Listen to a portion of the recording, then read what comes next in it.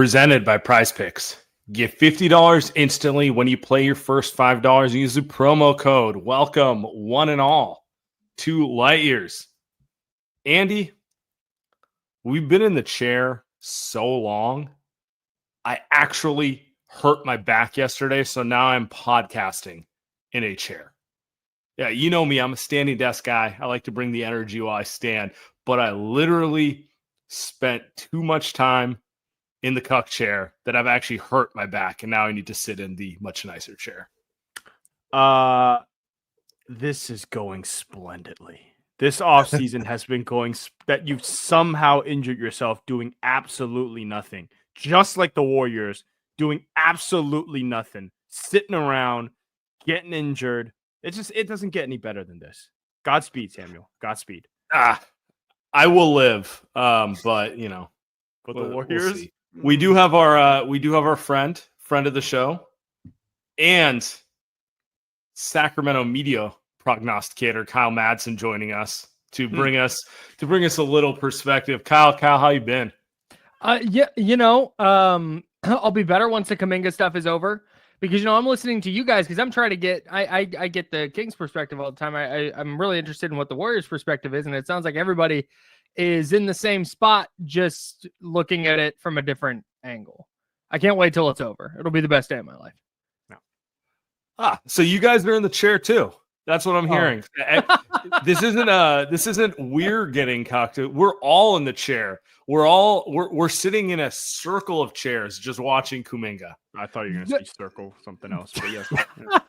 The messed up part with the Kings is like the Warriors are kind of forced to be in the chair a little bit. The Kings are doing it voluntarily. Yep. They were like, "Oh, we want to." Oh, they are like that meme. They are like that. Are you sure? And they're like, "Yes." It's exactly it. My first question to you, Kyle, was like, I actually don't understand. Maybe do understand because it's the Kings, but it's like I don't understand why the Kings are so gung ho about this, like this Kuminga thing. And I saw the other day the report was like their dream off. I don't know if it's true, but like dream off season is Kuminga and then bring in Russell Westbrook. And I'm sitting here, I'm like, there's no way that's a real thing. There's no way that this is truth. That can't make you feel positive about the direction of the new front office. Well, it's a weird thing because on the Westbrook front, it feels to me like they're just trying to bring their talent baseline to they're trying to raise their floor and make it impossible to be terrible. Because at some point, if you have enough players on your roster who are functional NBA players, like you can exist at 40-ish wins, right? And I think that's what they're trying to do, because you hear Scott Perry talk about 2027. And that's because they've got the Levine contract is prohibitive. The Zach Levine contract, the Domantas Sabonis contract is prohibitive. The DeMar DeRozan contract is prohibitive right now. Like they have so many high priced dudes that don't really do anything to impact winning in that way, or at least not at the price point that they're at, right? So I don't know exactly what their Westbrook obsession is at this point. I think it's just that they think he's a better player than Malik Monk for what they need, I guess. But yeah, the Kuminga thing is interesting because I think I don't think they're gung ho about it, because if they were, I think they'd be making different offers. But I think they see it as an opportunity to get a real asset or a real potential asset for below what his potential market value would be. Does that make sense? Like the ceiling is so much higher than Devin Carter and Dario Saric and a protected first, right? Like, ideally, theoretically. And then if they're getting him at $21 million a year, like that's now not a prohibitive contract. And so I think they see it as potential good business, because at least then, we were talking about this today, at least then when you talk about 2027, there's a player on the roster that makes sense in 2027. Because right now it's like Keon Ellis, who's a 3-and-D guard who can defend ones and twos and some threes. There's Keegan Murray, who is his ceiling's lowering by the season. And then there's like Nick Clifford, who's a complete unknown. There's Maxime Reynaud, who's a complete unknown. Those are their two rookies, 24th and 42nd picks. And then nothing.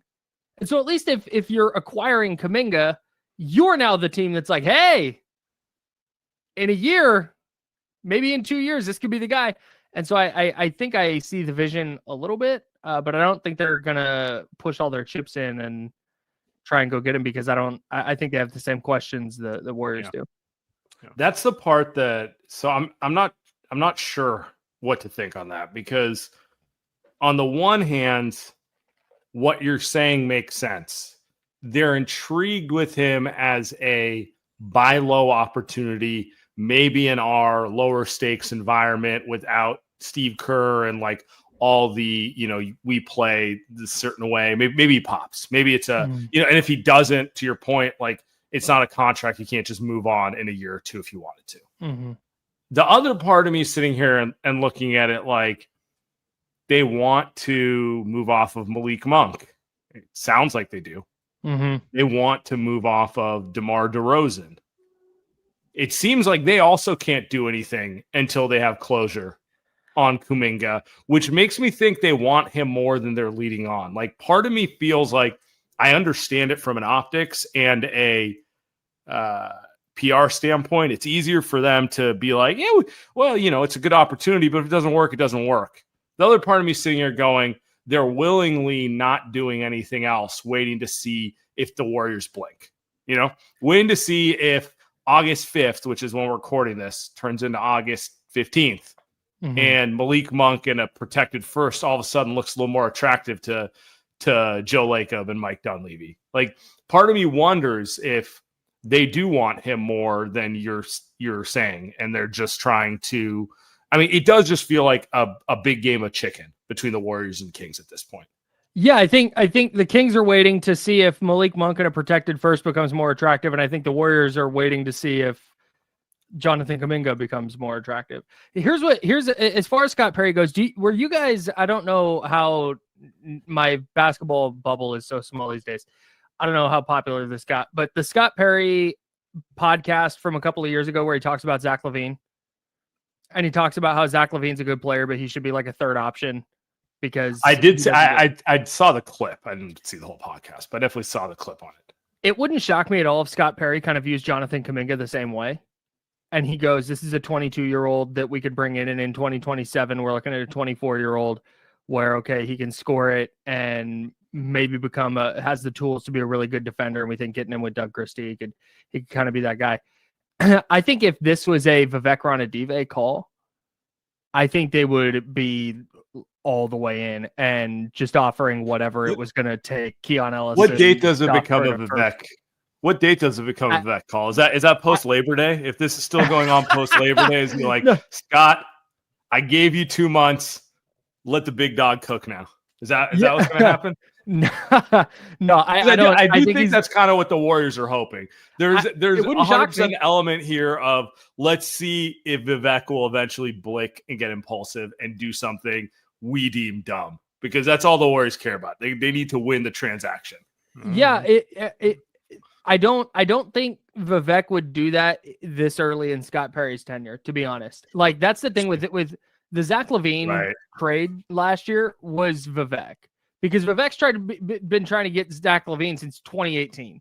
That's been the dude he wants. And Monty McNair and to a lesser extent Wes Wilcox were what's that called? Like lame ducks. Everybody knew they were gone. And so they're at the trade deadline, and Vivek's like, go get Zach LaVine. He's on the table. Go get him. That's where I think he stepped in. I don't think I don't think he had anything to do. They were gone no matter what. So they're like, here's your dude. Be happy. Sure, fine. Here, you got it. So I don't think that's going to come into play here. But it wouldn't shock me at all if that's what Golden State's kind of hoping. Like, yeah, hey, we got all the time in the world. That was kind of my fear with it too. It's like, do I think Vivek will eventually find a way to interfere and ruin another GM? Yeah, probably. He's done it for like 4 in a row. Mm-hmm. Do I think he's doing it 2 months after he hired a guy? No, there's got to be this time's going to be different period. Right. Exactly. Until it's not different in 3 years. Right. And that's what they're hoping for. Like by 2027. And that's what I think Scott Perry will get till 2027, because then they'll be off the DeRozan contract. They'll be off the Monk contract. They'll be off the LaVine contract. And Sabonis will be entering his final year. He'll be expiring or whatever it is. I lose track with all those bad contracts. But they're kind of waiting till then to be like, okay, now the rebuild really starts. And I think they view Kuminga as a guy who might accelerate that. How do Kings fans feel about Kuminga? It's pretty split, actually. There's it's been funny. The fan wars over this is really funny because nobody's in a position of strength there. Like nobody is getting one over on my buddy Kenny at ESPN 1320. He's like, Scott thinking 2 steps ahead. It's like, no, he's not. He's trying to buy low on a 22-year-old who averaged 27 a game coming in cold in the playoffs. Like that makes sense. Like I get what he's trying to do, but he's not thinking 2 steps ahead. 2 steps ahead would have been trading Zach LaVine, dumping him in a first-round pick to Brooklyn for Cam Johnson, and then signing Kuminga outright. That would have been 2 steps ahead, right?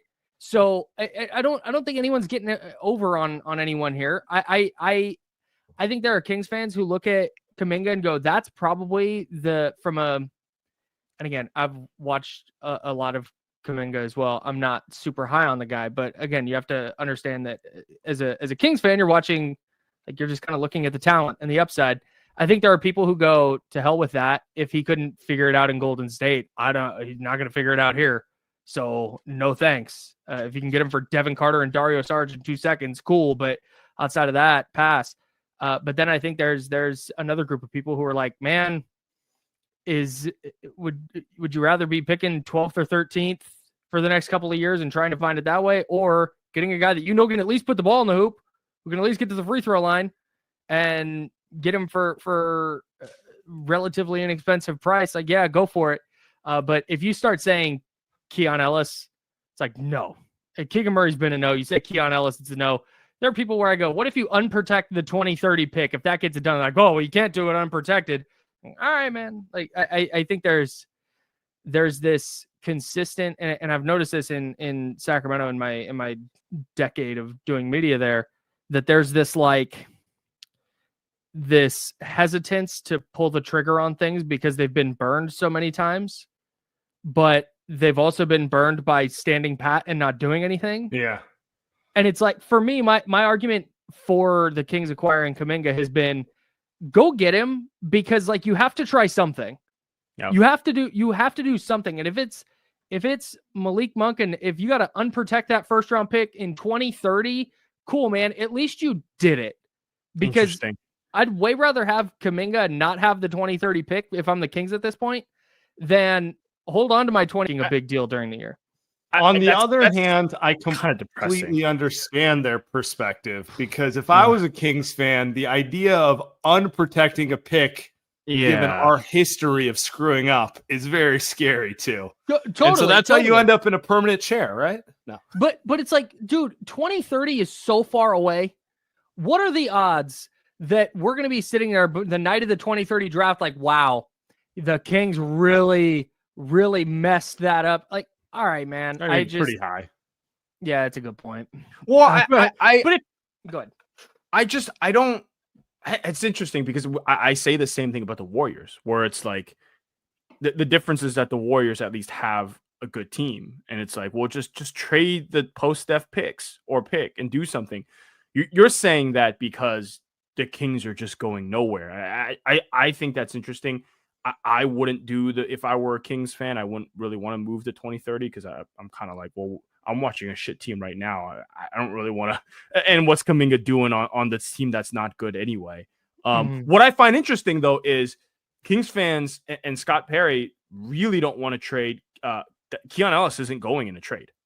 That's the one that's interesting to me, because to me, I'm kind of sitting here and like, Keon Ellis is good, but like, if I really believe in Kuminga, and I'm like, I'm paying this guy $20 million for the next 3 years, and he could be like a second option in the future, maybe a first option. Like, I'm trading Keon. Like, come on, right? So that's the part I find fascinating too. And that's why I don't think the front office super believes in Jonathan Kuminga like that. Yeah, like they'll give it a shot, but with Keon specifically, so this is out there. I'm a big Keon Ellis guy. I have been since for the last 2 years. It's just been very, very obvious that he is he's a demon defensively. He is a knockdown 3-point shooter, he should be starting at the 2 guard for the Kings. Now they won't because they have Zach LaVine and DeMar DeRozan and now Dennis Schroeder. So Keon Ellis can't start. But that's just it. No. Sam, the face you just made and the noise you just made is what I do on the daily when last year, the argument all year was like, Keon needs to start at the 2. That's like, well, then you got to put Malik Monk back on the bench. It's like, yeah, fine. Oh, well, you got to put DeMar DeRozan on the bench. Okay, I'll tell him.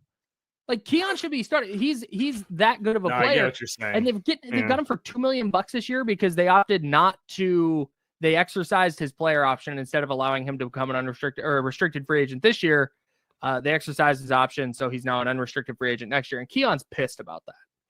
From what I understand, Keon is super, super unhappy with the Kings right now, going into a year, going into a contract year, basically. So maybe there's a world where Keon communicates to the Kings at some point, like, I'm not re-signing here, and all of a sudden they want to get something for him. But I think they view him as a legitimate long-term piece because I think he's a legit starting 2 guard on a good team. Well, I think that's the point, though.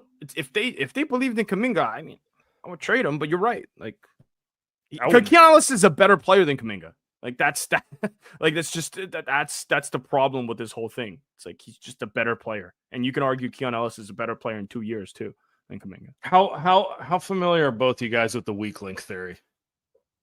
Okay, Kyle, you're on mute, by the way. You're muted. So clearly you're super unfamiliar being muted.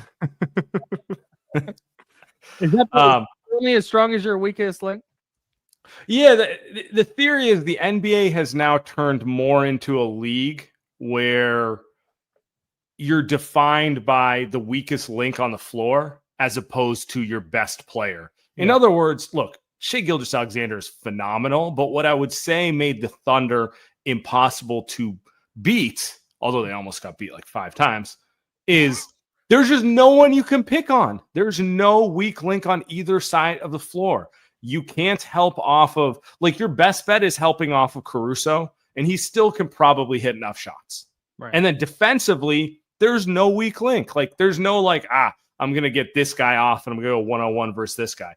The idea is teams are looking for essentially raise the floor and have no weak links as opposed to have 3 superstars, right? So that's the theory is, you know, the NBA's moved towards that model because of how much of coaching is mismatch hunting. You know, oh, you got Jordan Poole out there. All right, we're going to run a brush screen off him and watch him fall asleep on his man every time, you know, like that sort of thing. And so, in my opinion, that actually makes guys like Keon Ellis, who it's not that he's standout at anything. It's that he has 0 weaknesses. Right. You can't help off of him because he will hit 50% of his wide open threes. You can't pick on him defensively because he can fucking guard.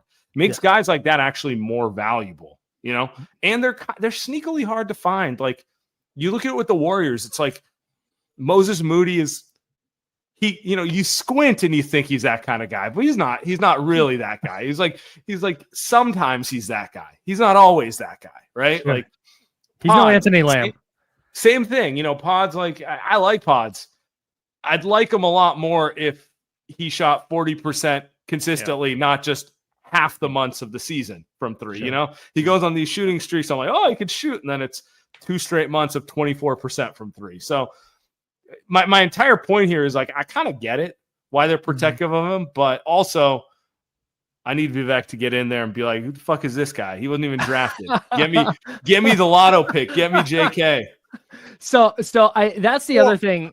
That's the other thing from the Kings' perspective on this, because in this scenario where Jonathan Kuminga plays for the Kings, he's playing the 4 with Sabonis at the 5, and then Keegan Murray moves from the 4 to the 3, and then Keon Ellis, I think when you're looking at 2027, is starting at the 2. And if you're getting Jonathan Kuminga playing the level of defense that I think he could theoretically play with Keegan Murray at the 3 and with Keon Ellis at the 2, now all of a sudden you have a legitimate actual foundation for a really high quality defensive team, and those guys can either shoot or score at a high level too. So I think that's kind of the theory. But again, I always come back to man, there's a lot of stuff that Jonathan Kuminga could have helped the Warriors with that he just never did. At a high we don't. level. That's the part where we don't need to do that. That's the agreeable part where I think Kings fans will find out if and when Kuminga is there. Hey, look, I think Halliburton would be a great fit on the Kings. You know, he'd be a great point guard if that was the four guys that you had, and he can get Kuminga the ball, and he can drive and kick to Keon, Ellis, and all that stuff. So it's interesting. I just think when I look at this mid-off that the Kings and Warriors are doing in the negotiations, it is just sad to me that like the sticking point here is Keon Ellis, who is a fine player, but like if Kuminga, you think if somebody really truly believes in Kuminga, Keon Ellis is in the trade package, and that says a lot, I think, more about Kuminga than anything else. Where the best that you're going to get is a shitty first, super protected Dario Saric, who shouldn't even be in salary the dump. Yeah. And then Devin Carter, who I have no idea who he is. So it's like it's sad. It's sad. So here we are. There you go. Devin Carter, who could be Keon Ellis in 2 years. Yes. Hey, looked nice in summer league until he didn't. But... Boy, did he. What?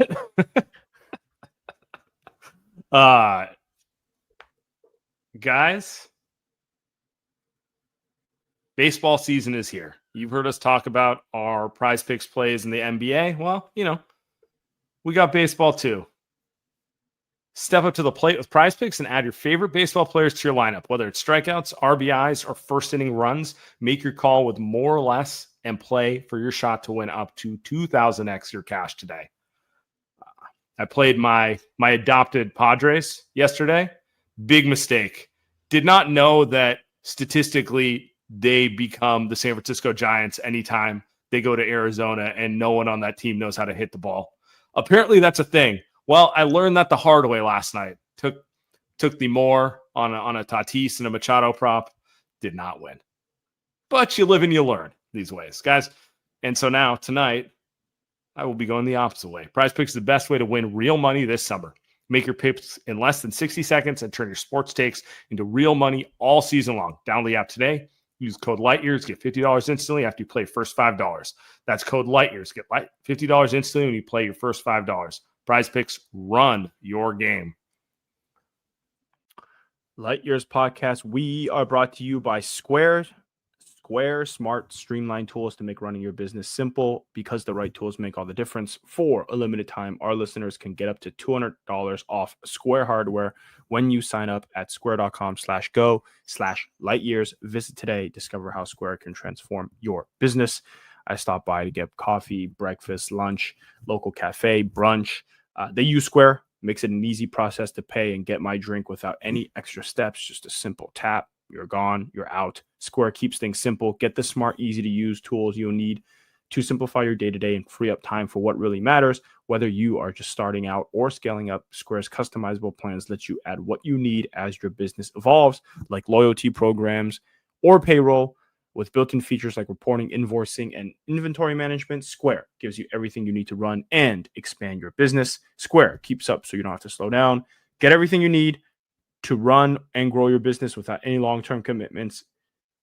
And why wait? Right now, you can get up to $200 off Square hardware at square.com/go/lightyears. That's SQUARE.com/GO/lightyears. Run your business smarter with Square. Get started today. Kyle, I meant to ask you this. If you're the Warriors, would you do Malik Monk? And let's just say that they meet in the middle on the protections. Like the Warriors get the protections lowered, but it's obviously not fully unprotected. I think so. It depends on what you're doing to offload. I would assume it would be Buddy Heild in that scenario. Yeah, let's assume he goes to a third place. You're not getting just call it net even. Let's assume there's not some killer secondary package there too. Okay, and the Warriors don't have to attach anything to Buddy to get off of him. No, let's assume Buddy doesn't make enough. There's going to be a team who wants a shooter who will take him at $9 million a year. So okay, great. Let's use those parameters. The parameters are the Warriors get Malik Monk. Obviously, Jonathan Kuminga goes to Sacramento. Buddy Heild goes somewhere, Maybe Sacramento throws in a second to move him on. And the Warriors also get some form of a protected 2030 pick. Yeah, you guys said a lot of the stuff about Malik Monk in your last episode. It makes I saw some people who were pretty out on the Malik Monk idea. But man, I think that Minnesota series goes a lot different if they have Malik Monk on their team in the postseason.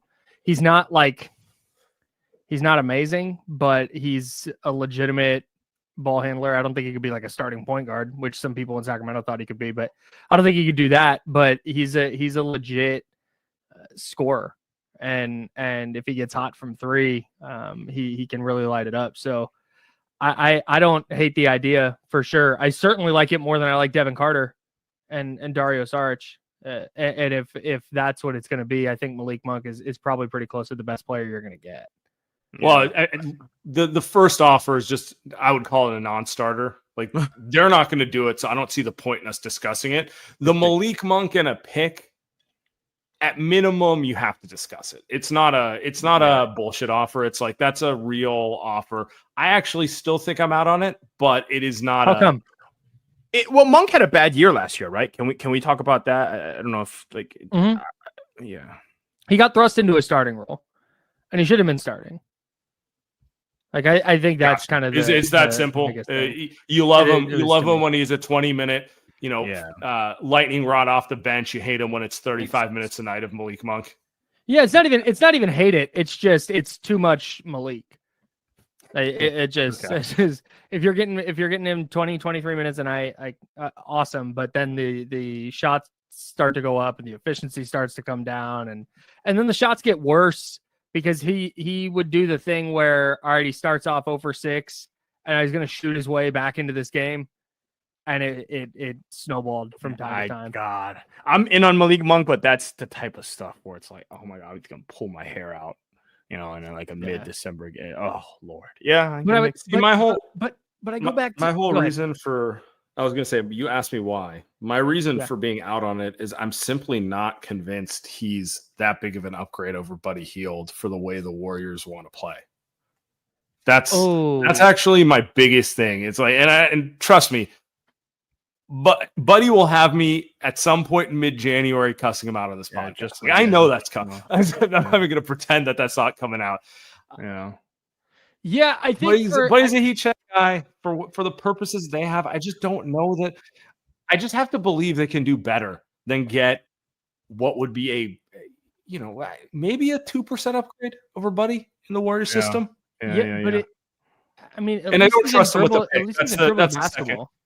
That's the second point. Well, in Steve Kerr's perfect world, no one's dribbling the basketball. So that's a good point. That's a good point. What I was going to say do you think he'll let Giannis dribble? I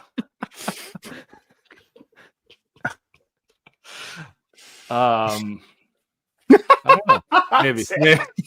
I thought about it. I think it does come down to like I'm in on Monk and I get the offense, all that stuff, but it does come down to like, dude, it kind of is a net neutral if you have to get rid of Buddy or if you have to get rid of Moses Moody. I do agree with that. That makes sense from a Warriors perspective, because at that point it's like, what are we really doing here? Now, if you can find a way to not do that, I don't know how. I'm not a cap guy. I'm not an expert. I don't know how you could get around that, but I also don't trust the Warriors front office to figure out loopholes in the CBA. That's for sure. That's for damn sure. That's the other part. You could convince me to do it even if I think it's somewhat lateral. If they were going to do something with the Kings pick, like, okay, they don't have picks to trade in the future, but acquiring one allows them to go get like PJ Washington, who is not a star, but like, he is exactly the type of player they need, which is a big wing who could play the 4 and will hit open shots, right? Yep. But I don't think they'll do that. I don't, and that's kind of where the frustration, where I'm like, it's a fair offer.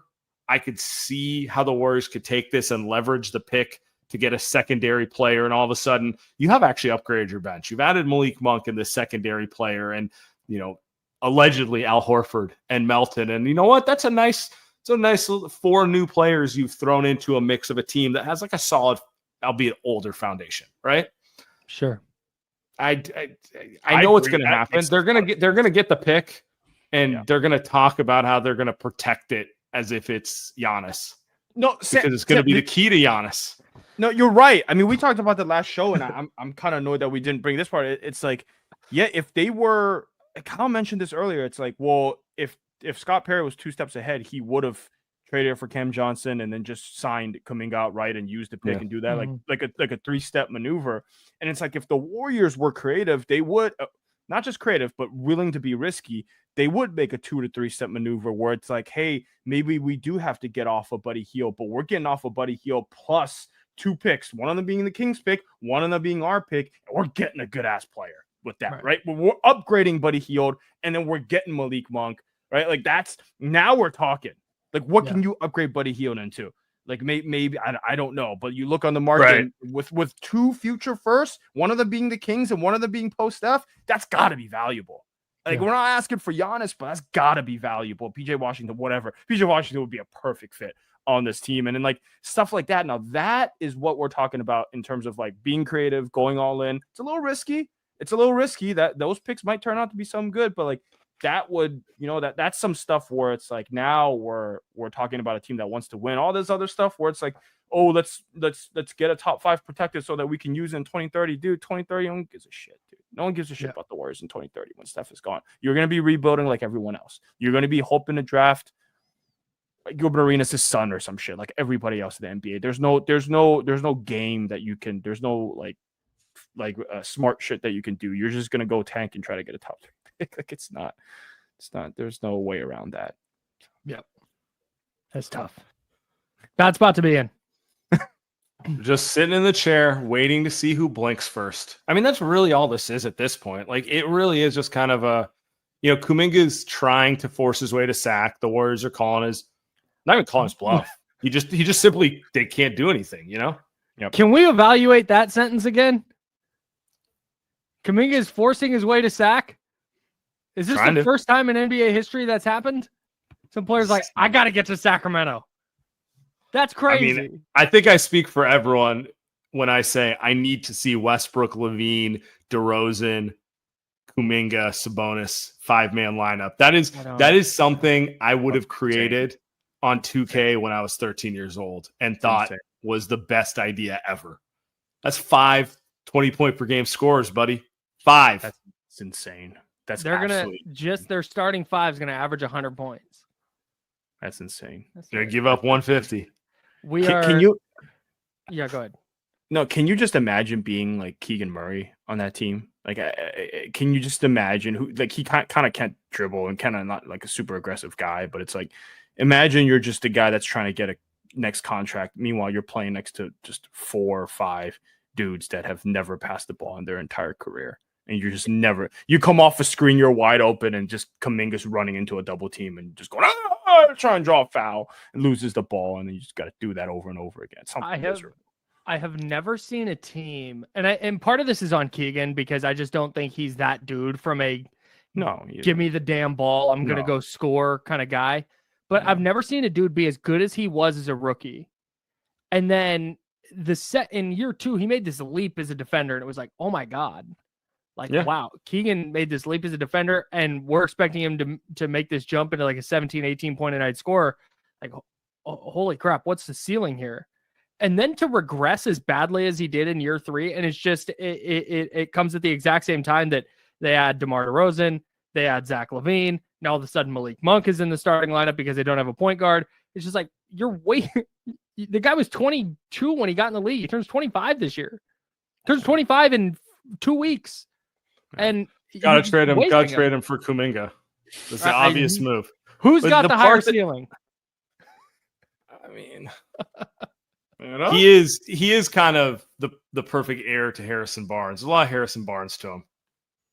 Oh, big time. I mean that. For sure. I mean that both ways, but ultimately as a compliment. What I was gonna say is, what I enjoy them doing is it seems like there's frustration that he's not progressing, but they can't trade him.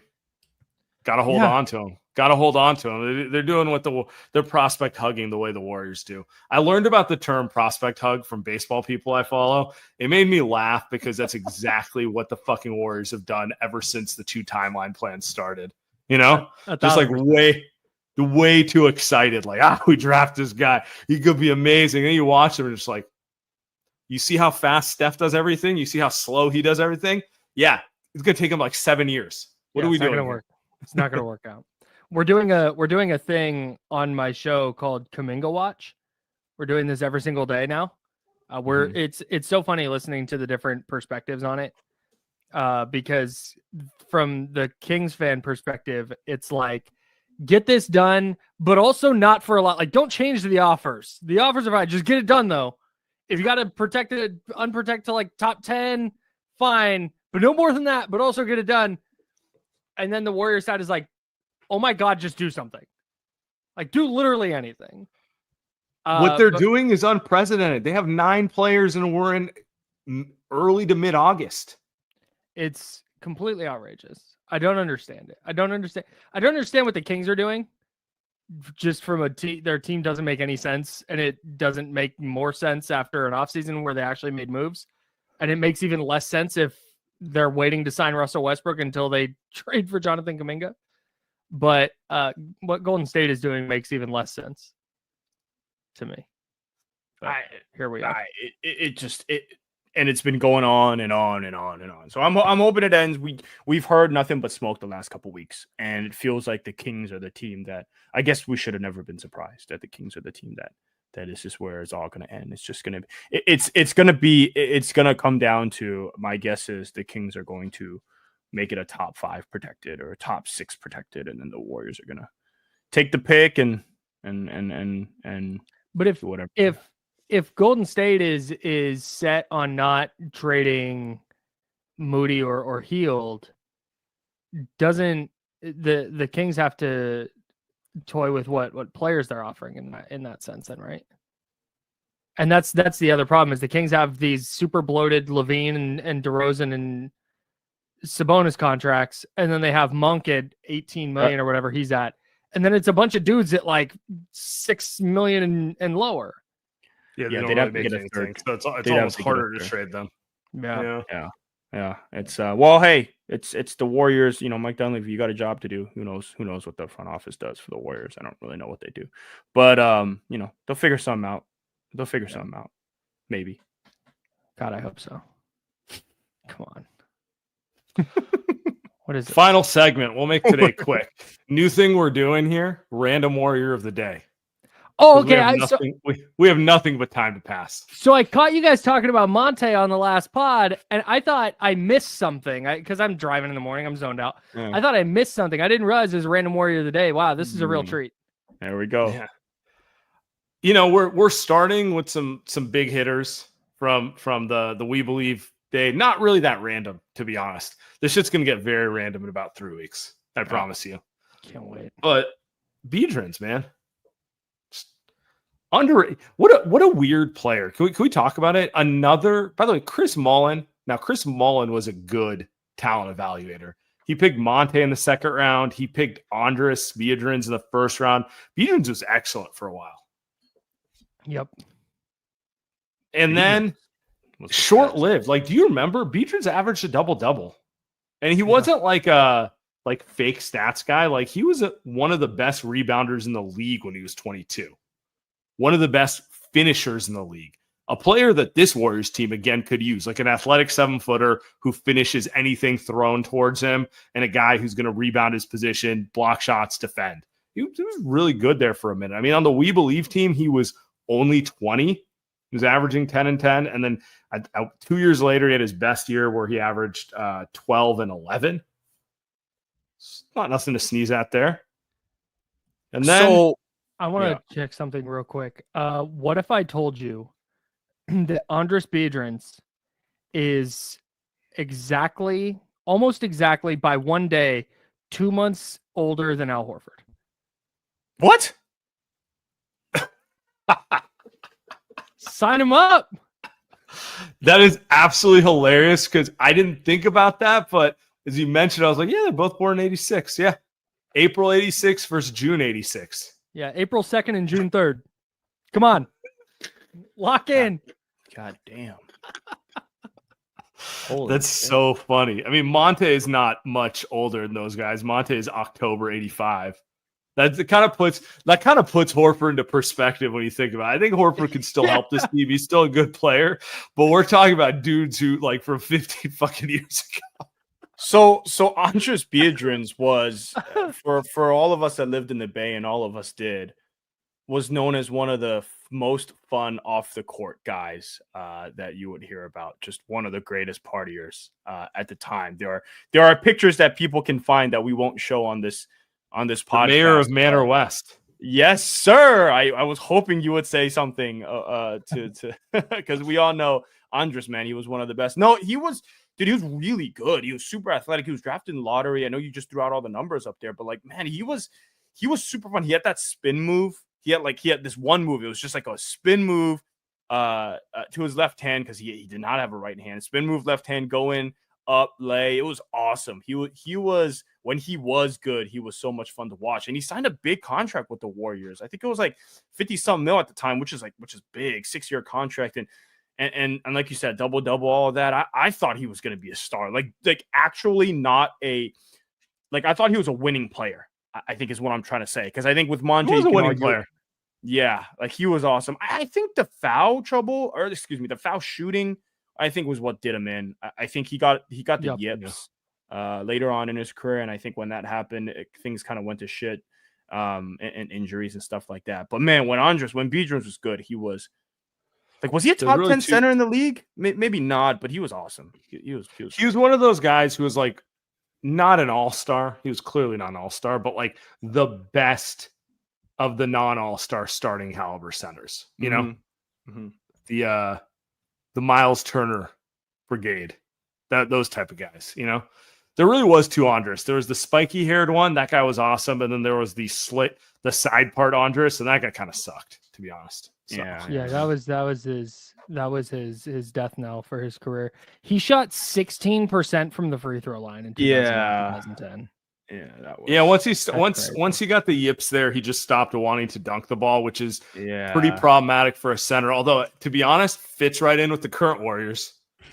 He played 763 minutes and shot 25 free throws that year. That's insane. As a center. Yeah, it got a little weird at the end there. Guy just turned into Ben. We will not remember the end though. I'll just remember the big dunks he had on Dallas and Utah during the We Believe run. He's sneakily he started. They kind of went small a lot, but he was like the one big who played 20-some minutes a game there. Also, you had me searching SF Nightlife, and I found Temple's Wikipedia page. Still alive. Did you know Temple became the highest grossing nightclub in the Bay Area in 2015? Wow. And highest grossing of the 2010 decade, a model for urban nightlife. I spent a lot of money there, so that makes sense. Spent a lot of money. A lot. And so did Andris. So did Andris Biedrins. So did I. Yeah, me and Andris spending the same amount. He brought in the early part of the decade. You brought it in at the end. You made sure that revenue stayed high when Andris retired to move back to Latvia.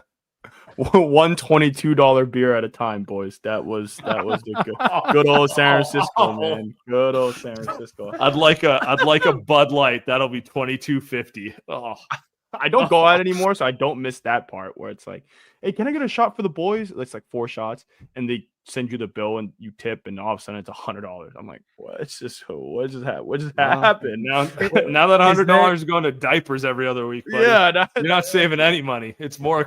You got a more expensive hobby. Yeah, that's sadly very true. Is there anything worse than going out in Vegas and you check your bank statement the next day, and you went to one bar and ordered one round and it's $212? Oh yeah. It's like, the last day of Vegas just has you sitting at a table because you want the free cocktail once every 45 minutes that they circulate. You're playing like the penny slots. It's just so bad. Can I get a double, please? You're in the chair, buddy. Nothing's worse than the Vegas chair. You want to go to this club? No, I went last night and I have no more money left. Sorry. Kyle. Appreciate you Give guys. us your final prediction before we get you out of here. We can make it really quick. How does the Kuminga saga end? And give me a date it ends. At this point, we might as well figure. We're going to get a big board of predictions, and the winner will get a chair. I'll send him a foldable chair. I think the Warriors sign him to some version of contract where maybe there's no trade clause, but it's like a 3-year deal or something like that. And I think it happens in late September. Oh boy. Late September? Yeah, dude. October 1 is the deadline. Like deadline spur action. Oh my God. And the more that's what every single thing that gets reported, every single thing we look at, it's like there's no urgency here outside of like from the team's perspective. Like we all want to get it done, but from the team's perspective, it's like, oh, all right. Like we'll wait. They're testing my podcasting podcasting creativity. I'm not gonna lie. They are testing me, and I will not let them beat me. Can I play you this thing I made for the radio? I'm so convinced Yes. this is going to go on this long that we've started Kuminga Watch day 30. We're going to start this tomorrow. Kuminga Watch.